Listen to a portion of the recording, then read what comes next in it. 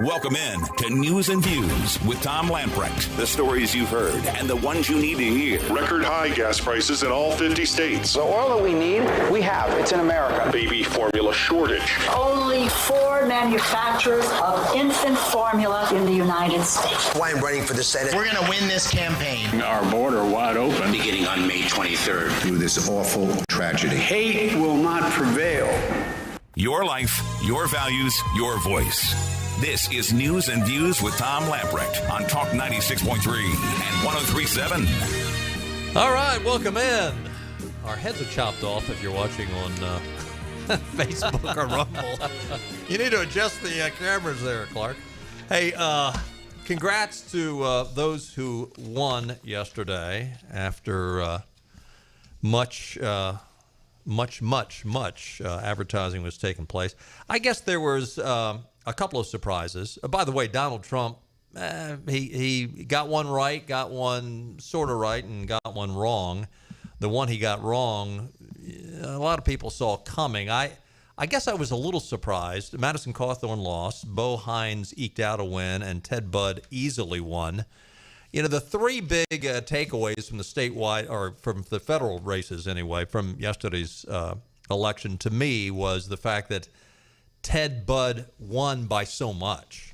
I mean, he got nearly 60% of the vote, well, at least 2.5 times what Pat McCrory got, almost 3 times. Pat McCrory came in with 24.5%.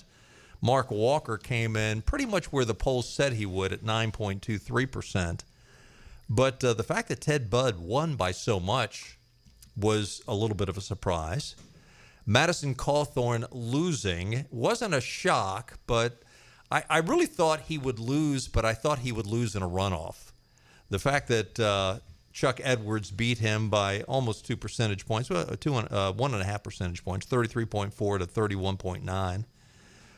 And as we've said on this program, and look, I know a lot of people hear Madison Cawthorn and they say, oh, he's a staunch conservative and he doesn't give anything into the to the rhinos of the world. But he was his own worst enemy. Yeah. And last night, I mean, he had some praises to give to Donald Trump, saying that Donald Trump stuck by him in thick and thin. But at the end of the day, he also complained that this was a conspiracy against him. Mm-hmm. And it wasn't a conspiracy against you, Madison. You're an immature young man. You need to grow up. The things that you did and said are not fitting for a member of Congress.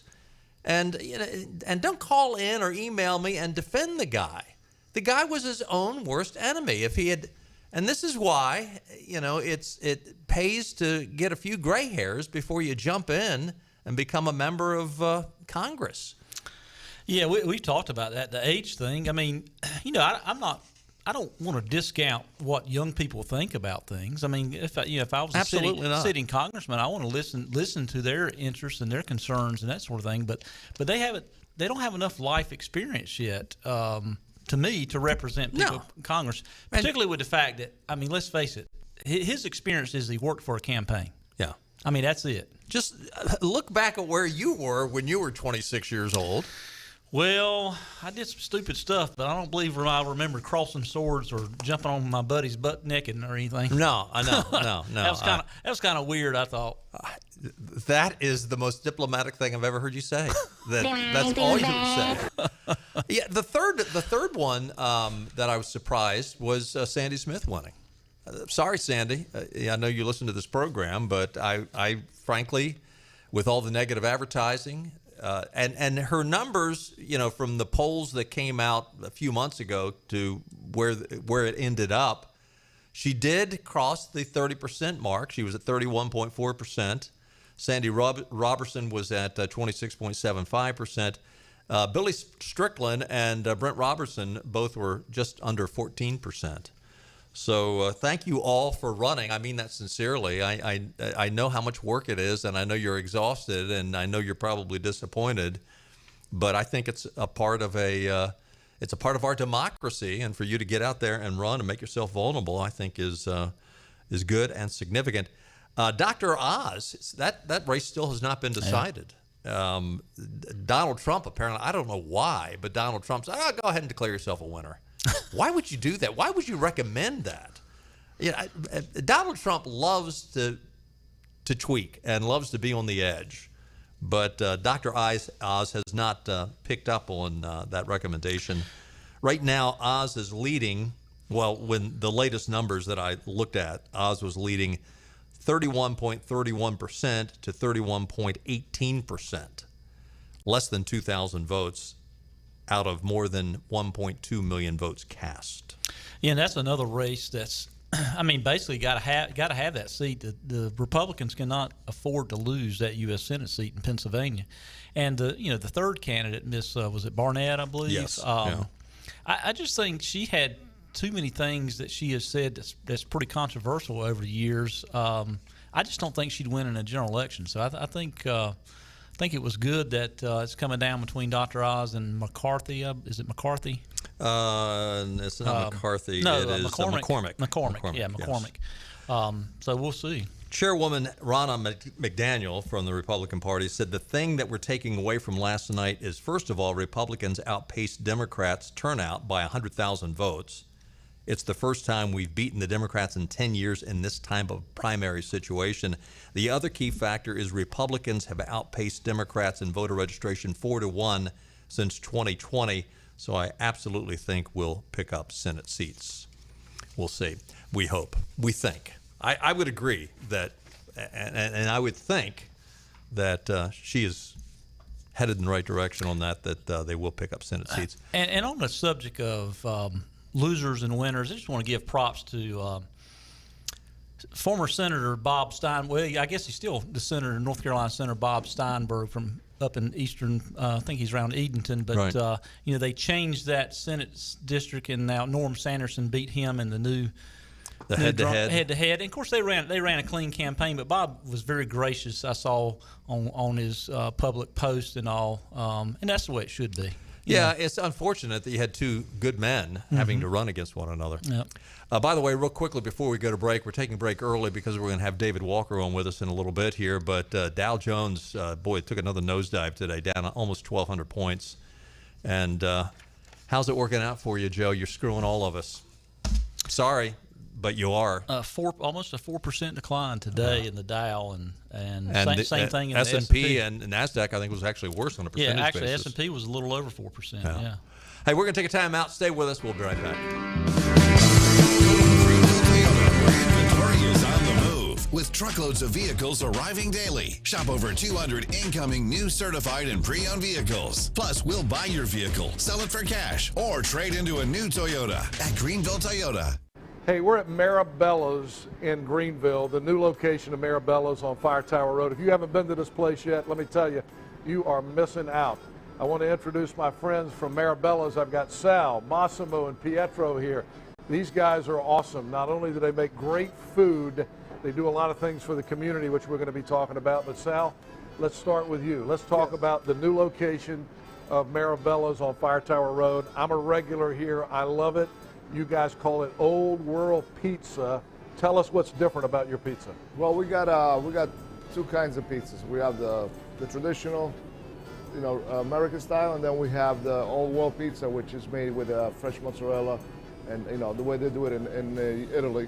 Massimo, when you talk about doing this food right, it's authentic. And when I talk about authentic, you grew up in Italy, so you grew up with this food. You know how to make it. Yeah, because we grew up in Italy, we know the ingredient, and everything we do from scratch.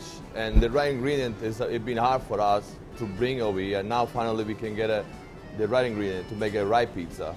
All right, now I'm going to talk to my friend Pietro here at Maribella's. He's got the Nino's shirt on today. We're going to talk about Nino's, which is another great dining experience, upscale dining experience, on another segment upcoming. But Pietro, let's talk about Maribella's. For people who've never been to Maribella's, what's the experience going to be like when they come here? Not only pizzas, but pastas, salads, sandwiches, you got it all. Yes, we do. We have new sandwiches that we put in this new location, and we're going to spread it to the other locations. The guys here at Maribella's have won national pizza competitions, so you know it's good. Thanks to Sal, Massimo, and Pietro. Folks, do yourself a favor. Come to the new Marabellas here on Fire Tower Road in Greenville, or Marabellas on Greenville Boulevard, or Marabellas in Washington on Carolina Avenue. Also, don't forget upscale dining at Nino's on Red Banks Road.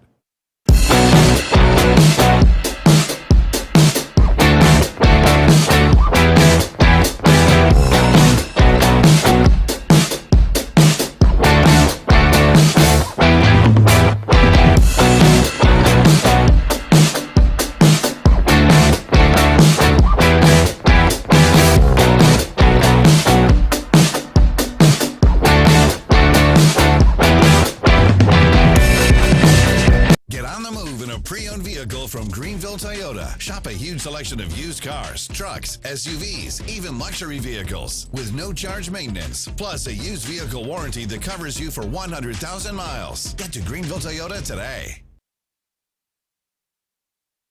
From ultra-high inflation. And it's my top domestic priority. To ultra-high cost of living. I know you got to be frustrated. I can taste it.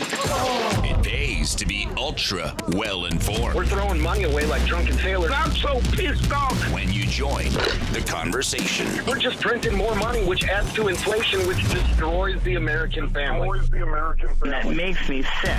What happens next happens here with Tom and Benny on Talk 96.3 and 103.7. Welcome back in. The late Walter Jones Jr., he is becoming more and more prophetic as time goes on.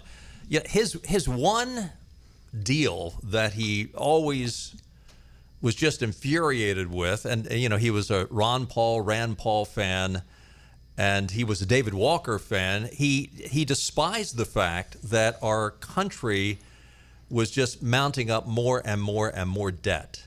The first time I met David Walker, he was down in Pitt County speaking for, it wasn't a campaign rally, I think it was a Chamber of Commerce rally. He was speaking, he was invited by Walter Jones Jr. to come speak, and it was over at the Brook Valley Country Club. They had an auditorium full of folks, and we had Sadie and I at the time had the chance to interview David Walker, who served as the United States Comptroller from 1998 to 2008.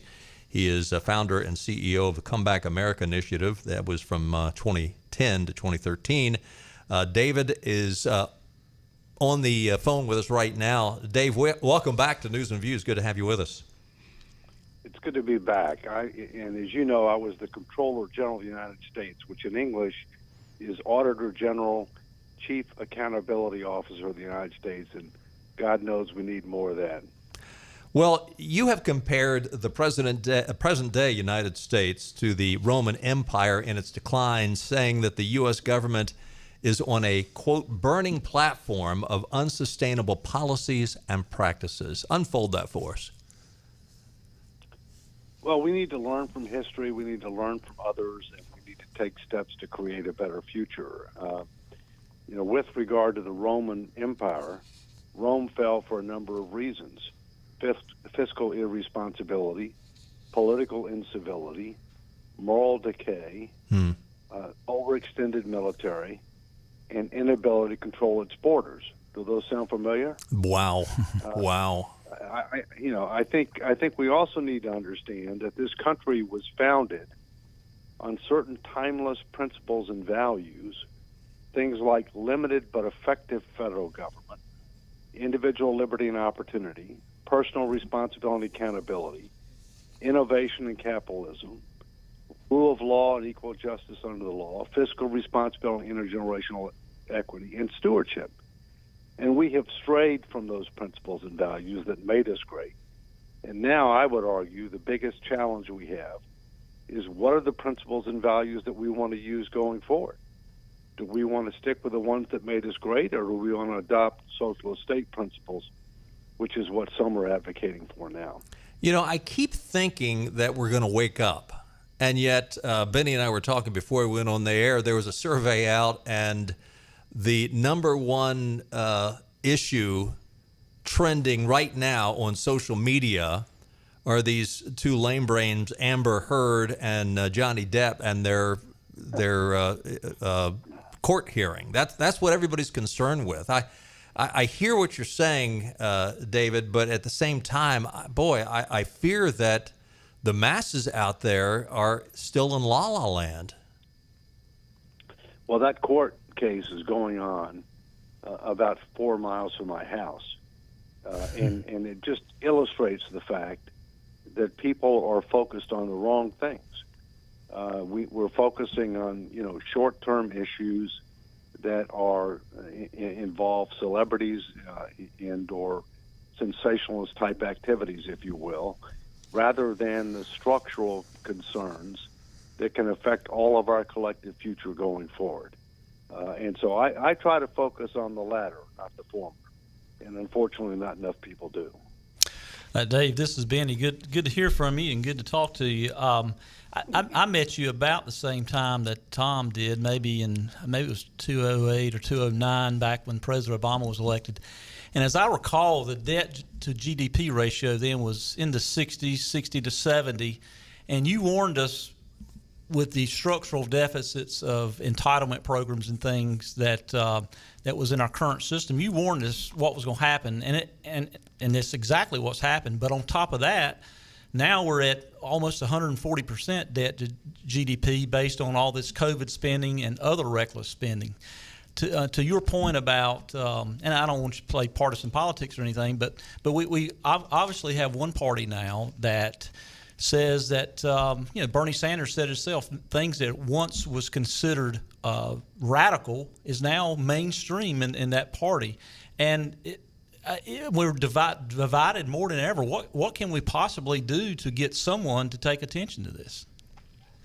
Well, first, I think we have to be honest to say that neither major political party is fiscally responsible for a number of years. The last two fiscally responsible presidents that we've had were Bill Clinton and George H.W. Bush, and we haven't had one since then. I talked about back in 2008 two things that we knew were going to happen. Demographics, the fact that our society is aging, the fact that we're having fewer and fewer workers supporting more and more retirees on a relative basis, rising healthcare costs, and the fact that a significant majority of the budget was now on autopilot, so-called mandatory spending. The new four-letter word in fiscal policy, as you know, fiscal policy is tax and spending, is math. The math doesn't come close to working. And that's why I think we're going to need two things to restore fiscal sanity. Number one, we're going to need a constitutional amendment that limits how much debt that we can take on as a percentage of the economy and establishes a lower target to reach by year certain with automatic target triggers and enforcement mechanisms if Congress fails to act. And then we're going to need a meaningful statutory fiscal sustainability commission that learns the lessons from Simpson-Bowles, and of course Erskine Bowles is from North Carolina, that learns the lessons from Simpson-Bowles, engages the American people with the facts, the truth, the tough choices, listens to what they have to say, and then makes recommendations that will be guaranteed a vote in Congress. Those are the two things that we need. If we get those two things, we can create a better future in America. If we don't, I'm concerned about our future in America.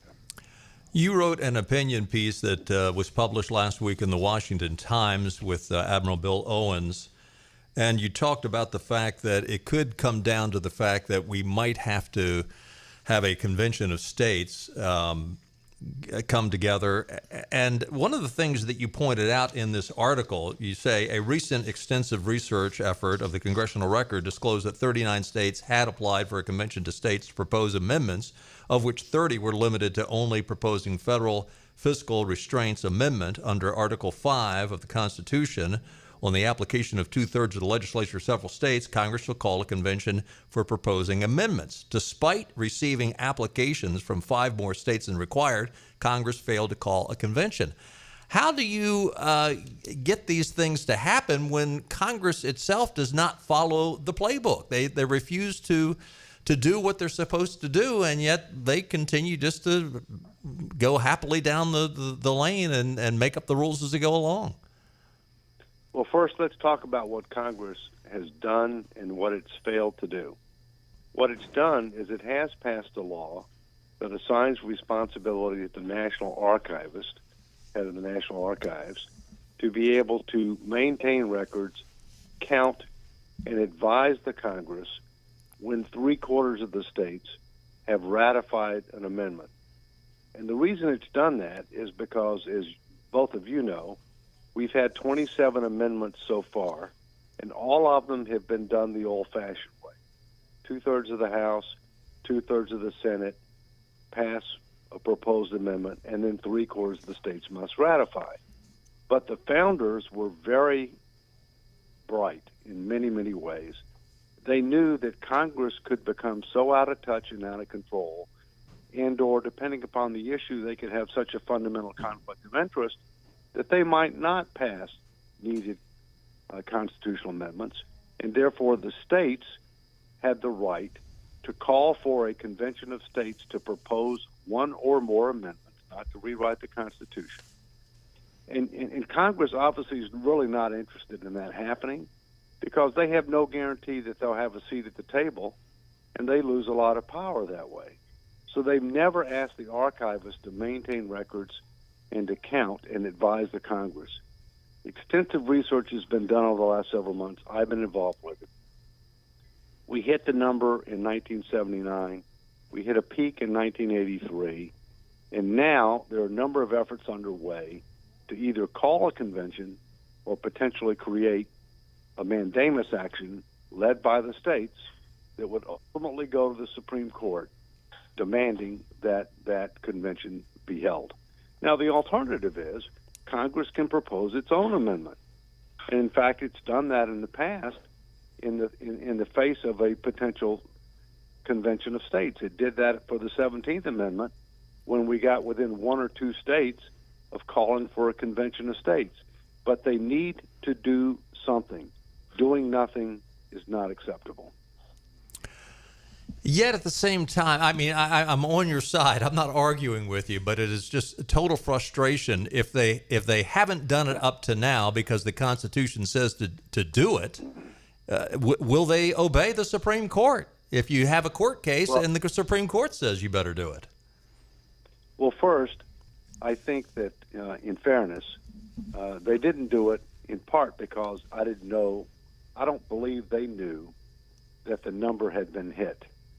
Now, they didn't really want to know whether the number had been hit, but I don't believe they knew the number had been hit. And, reasonable people can debate how you keep score, right? In 1979, we had 39 states with either plenary applications, meaning they won a convention without limitation of what amendments to propose, and 30 were limited to fiscal responsibility only. So some people will argue, well, you should only count the ones that are limited to fiscal responsibility only. Well, we've got constitutional scholars that say that's just not accurate, okay? But the key is I really don't think they knew because nobody was keeping score. So the real question is, what do they do now that it becomes known that the number was hit? And, when you cross the goal line, normally you score a touchdown. And hopefully that'll be the case. We're talking to David Walker, former United States Comptroller General from 1998 to 2008. He is very involved in the fiscal responsibility and what we need to do to get to that point, or at least begin to turn the ship. Dave, what do you say to those that say, hey, we can't have a convention of states because they'll just come in and maybe just throw the Constitution in the trash can and start over? I hear arguments from time to time from those that say that. Yeah, that's a good point. Thank you for raising that question. First, it's important to understand that it's a convention to propose amendments, one or more amendments. That's clearly what Article 5 says. It's not a convention to rewrite the Constitution. Secondly, there are several safeguards to prevent a so-called runaway convention. The first is that a majority of the states' applications for a convention are for a fiscal responsibility amendment only. which means that they have the ability to control the scope of the convention, because it's one state, one vote, and a majority of the states have limited their call just to a fiscal responsibility amendment. Secondly, there are 14 states and counting that have passed state legislation that impose civil and potentially criminal penalties on delegates who try to stray from their charge, and also give the ability of the state to recall, those delegates, if you will.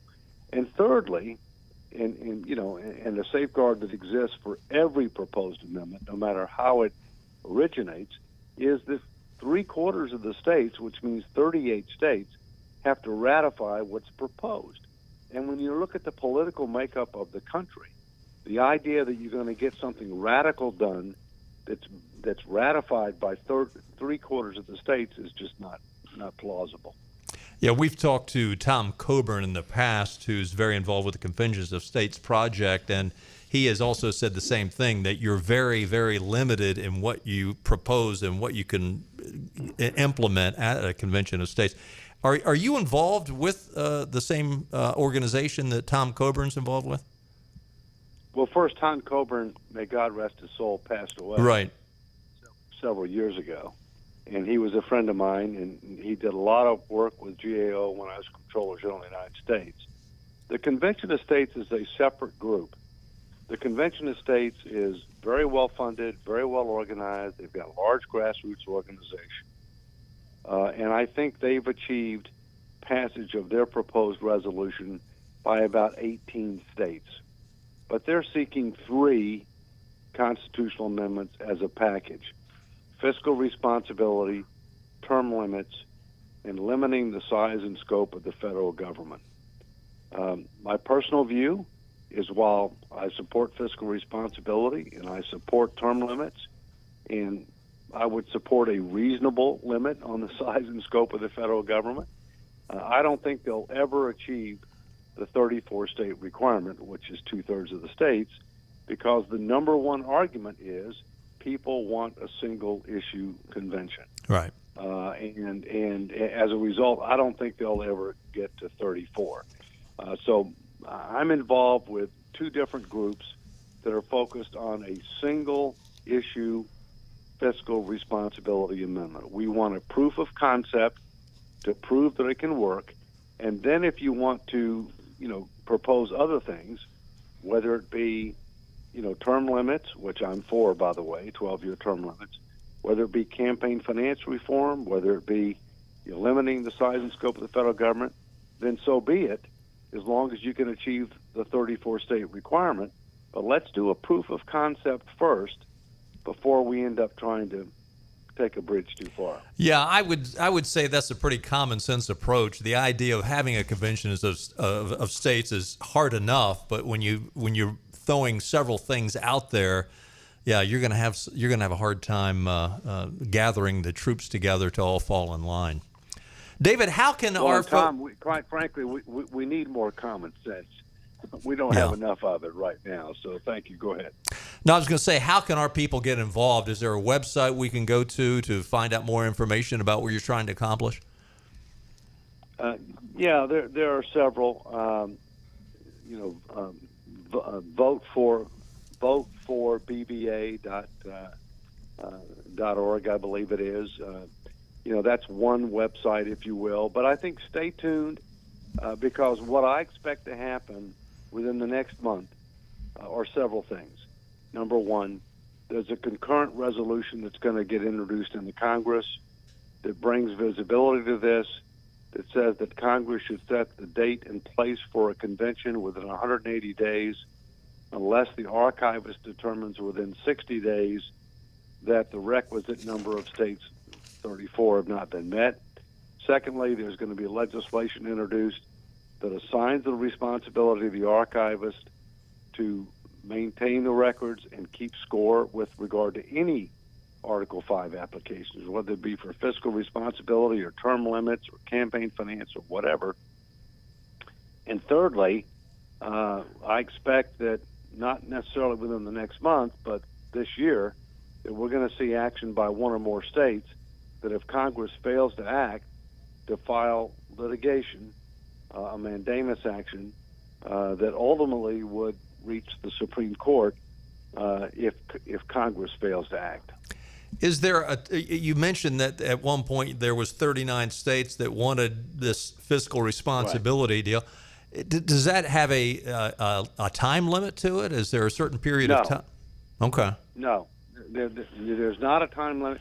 Most of these applications say that they're in effect, unless and until the requisite number is hit. And in fact, the 27th Amendment took almost 200 years to ratify.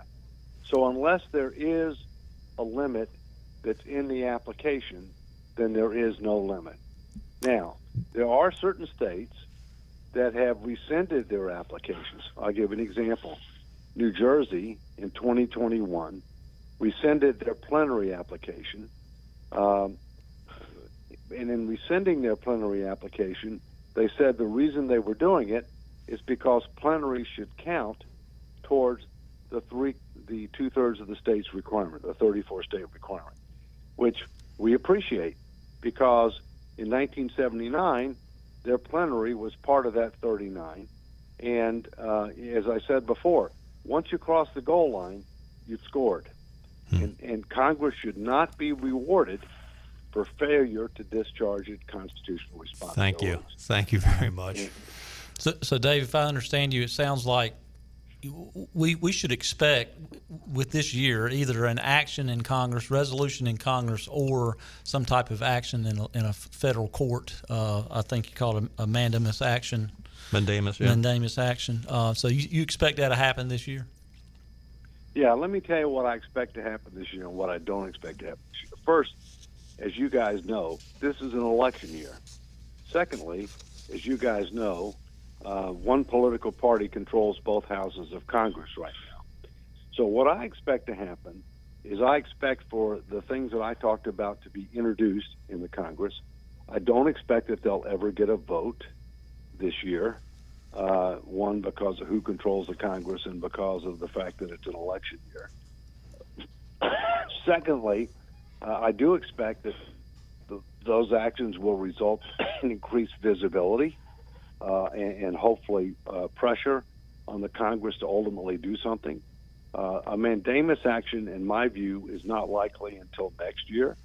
But again, we've got a multi-step process underway to try to increase transparency and promote accountability in this area because the future of our country is at stake. If you don't maintain a strong economy, you're not going to be able to maintain, influence internationally from the standpoint of foreign policy. You're not going to be able to maintain your military capabilities. And so the stakes are very high here. Yeah, and to that point, we're a superpower because we have been a financial superpower, plain and simple. Yeah. David, thank you so much for your insights. The leading indicator on the way up and down is economic power. Yeah, well, you probably saw, we mentioned before we brought you on, the markets did not have a good day today, and they haven't had a good day for the last month or so. You'd mentioned that you expect a big announcement within this next month. May we keep you on speed dial so we can talk about it when that happens? Sure.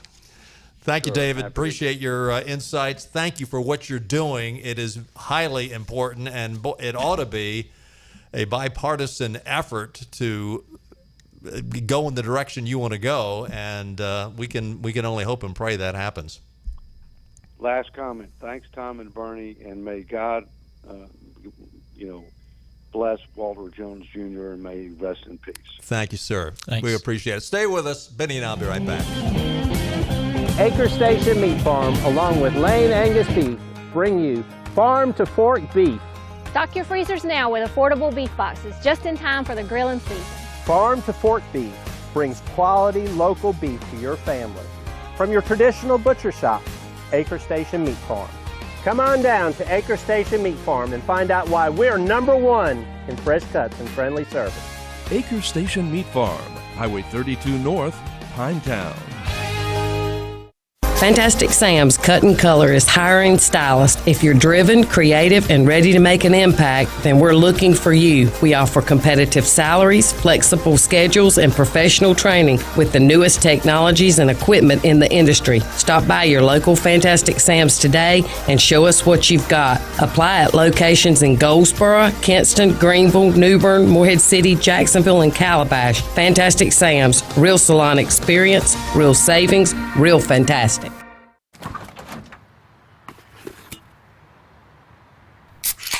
Well, folks, it's only 8 a.m. and it's going to be another hot one. Today's high is 85 degrees with lows ranging in the upper 50s. Tomorrow's more of the same, plus some light wind coming in from the northeast. Coming up at 8:30, Paul's got an exclusive. Babe, it's 8 a.m.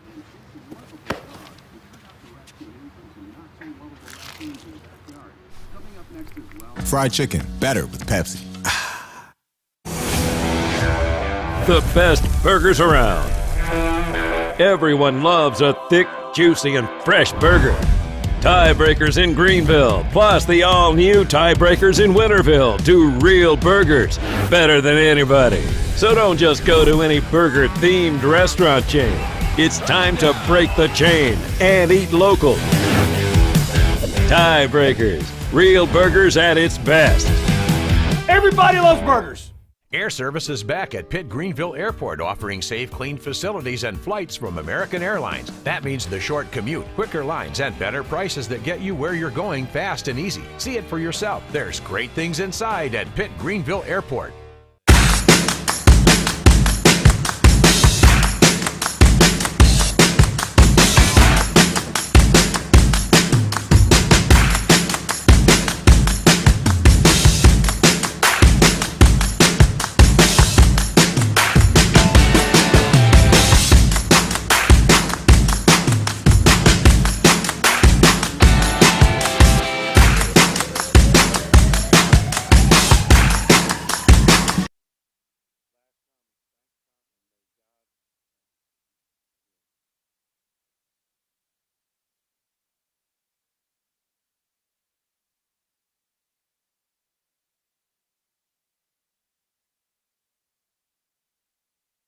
Back to news and views. Talk 96.3 and 103.7. Welcome back in. The disinformation queen, Nita Jankowicz, has resigned. She sent in her resignation. What's interesting about this is there is an article in the Washington Post written by Taylor Lorenz, and she wrote in an article that came out this morning, the Disinformation Governance Board is being paused, according to multiple employees at DHS, capping a back and forth week of decisions that changed during the course of reporting on this story. On Monday, DHS decided to shut down the board, according to multiple people with knowledge of the situation. By Tuesday morning, Jankowicz had drafted a resignation letter in response to the board's dissolution. But as you dig deeper into this whole situation, apparently, now I don't think Joe gives any directives. They wheel Joe out and they, give him an electric charge and he utters a few words and they wheel him back in. Yeah, he's just focused on his latest inshore. But or ice cream cone. Yeah. And but the Biden administration told her, shut up. Mm-hmm. Would you please shut up? Quit tweeting. Quit sending out your Mary Poppins TikTok garbage. You're making us all look like horses' rear ends, which they are. But boy, they let her have it.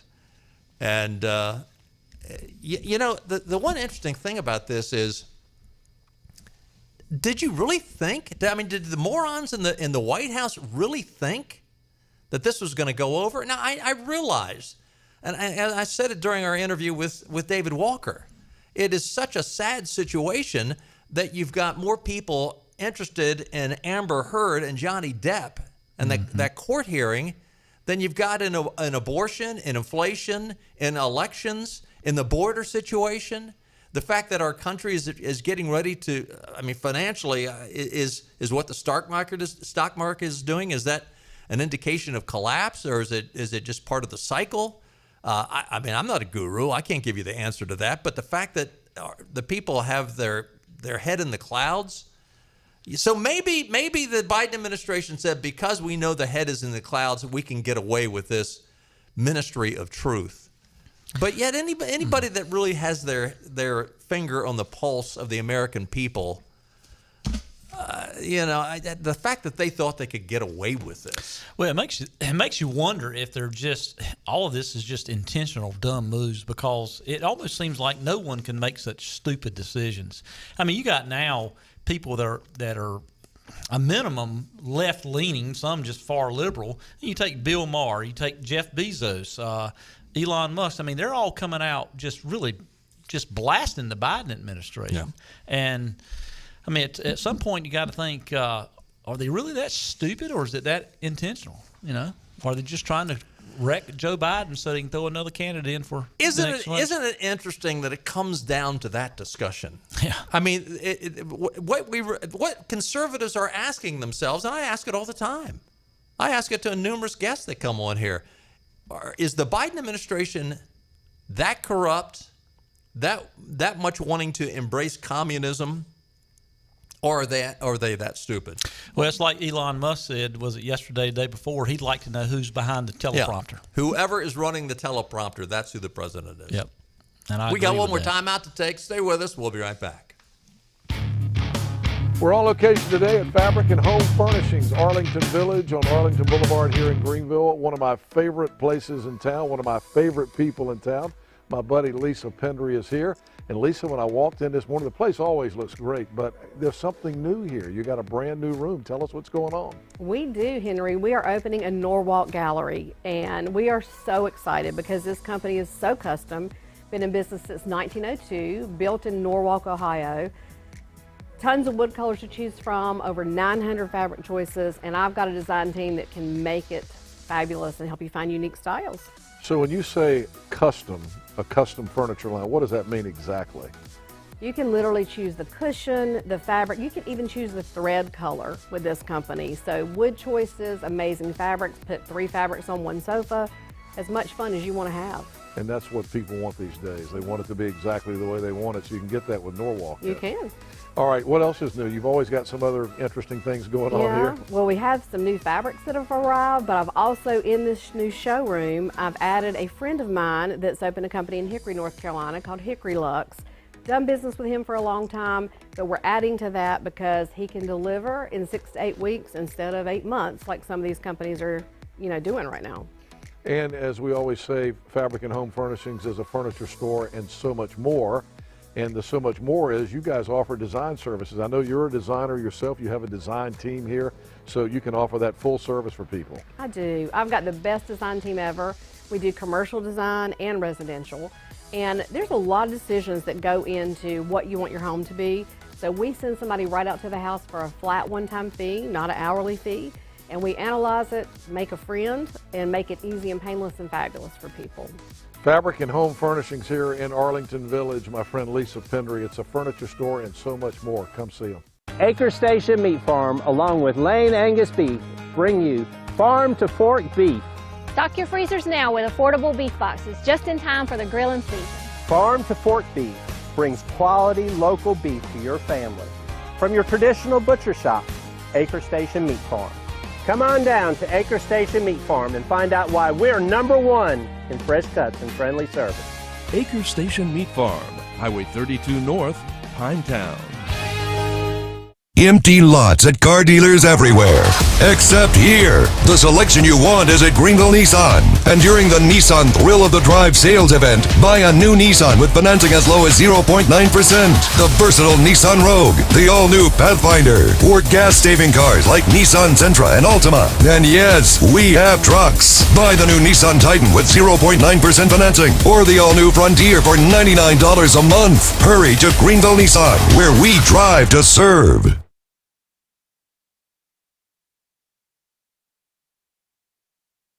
No need to search for the facts. The fact is, hold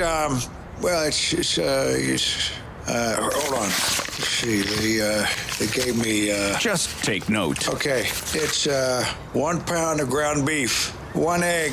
What is this? That's a recipe for meatloaf someone gave me. That's not... And check in throughout the day. Here. Look. No, seriously. Look around. Anybody see a piece of paper with my notes on it? For what's next, travel with us on Talk 96.3 and 103.7 with Tom Lamprecht. Welcome back in. Tom, Benny, and Clark. Taking a look at your weather forecast. Mainly clear tonight, a low around 67. Boy, the last couple of nights have been so pleasant. Beautiful. Low humidity and clear skies and pleasant temperatures. Tomorrow, partly cloudy. A stray shower or thunderstorm is possible. High of 92. Just a slight chance of rain. Tomorrow night, again, a slight chance of a thunderstorm. Friday, a few clouds from time to time. Record high temperatures possibility. High near 96. Friday night, mostly clear with a low around 72. So, you like hot weather? You're going to start to... yeah, and then we got almost a 20-degree drop a couple of days later. I mean... Yeah, next Tuesday is only a high of in the mid-70s. Mm-hmm. You know, as an interesting follow-up to what we were talking to David Walker about, tomorrow afternoon we're scheduled to have Jim Carafano on, who is one of the gurus up at the Heritage Foundations. He has written an article, which I want to follow up on tomorrow, dealing with that $40 billion Ukrainian package.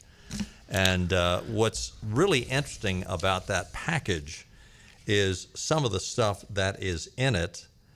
The bill contains important spending that will bolster Ukraine's defenses. However, it also authorizes nearly $1 billion in unlawful immigration benefits, $1 billion, and roughly $9 billion for things like funding Ukrainian government officials' salaries and pensions. Yeah, I mean, what are we doing? We can't afford our entitlement programs and our pensions in the United States, and we're going to pay pensions in Ukraine. I mean, I wish I'd asked David Walker what he thought about that, because I mean, it pretty much was rubber stamped by Democrats and Republicans. Well, it's Exhibit A for what he was talking about. Mm-hmm. It just proves his point. Interesting story in Town Hall today. The polling has been bad for Democrats, but now it looks like it might be worse than anybody thought. There was a leak in Punchbowl News concerning insider polling. In other words, the polling that the Democrats do on themselves.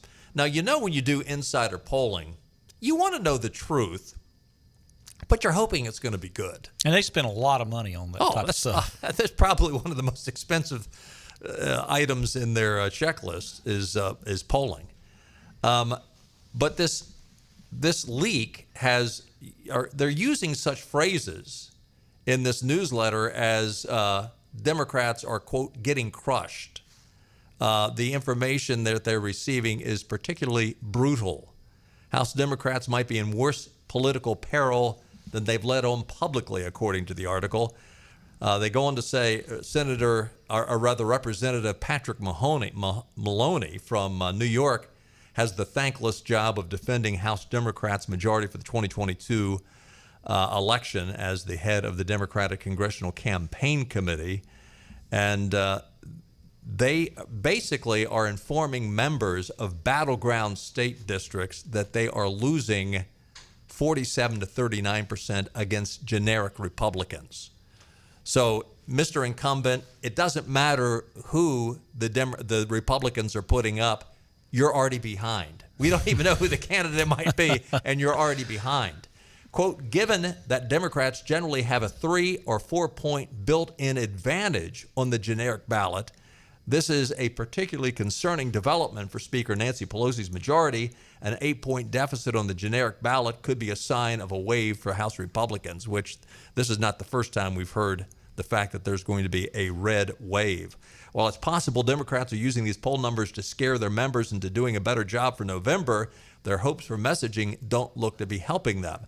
It's interesting. They go on to say that, clever Joe Biden, took him 6 months to come up with this, but clever Joe Biden has now embraced the phrase MAGA Republicans, or mega Republicans, as Joe would say.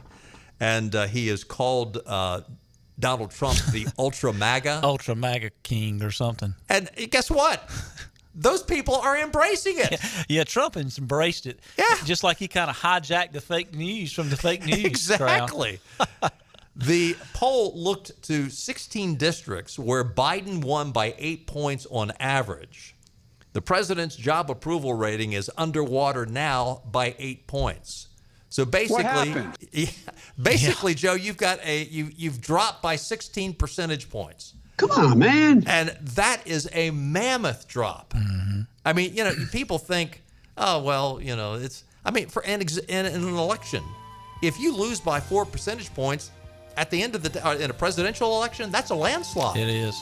But, Republicans need to stay focused because all those polls, they can say all that, but you got to focus on race by race and be disciplined because they're going to spend a boatload of money. Just like here in North Carolina with the U.S. Senate race, she's got, $10 million in the bank right now? And Big so time. They better stay focused. Well, they got to stay focused, and they've got to stay on message, and they don't screw up, all right? There's plenty of opportunities for the Republicans to screw up between now and November. Please avoid that.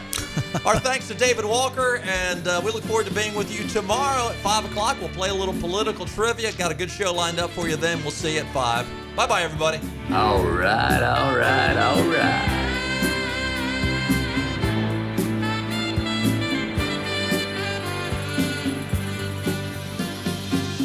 What do you see when you imagine life on the coast? Is it salty or sweet?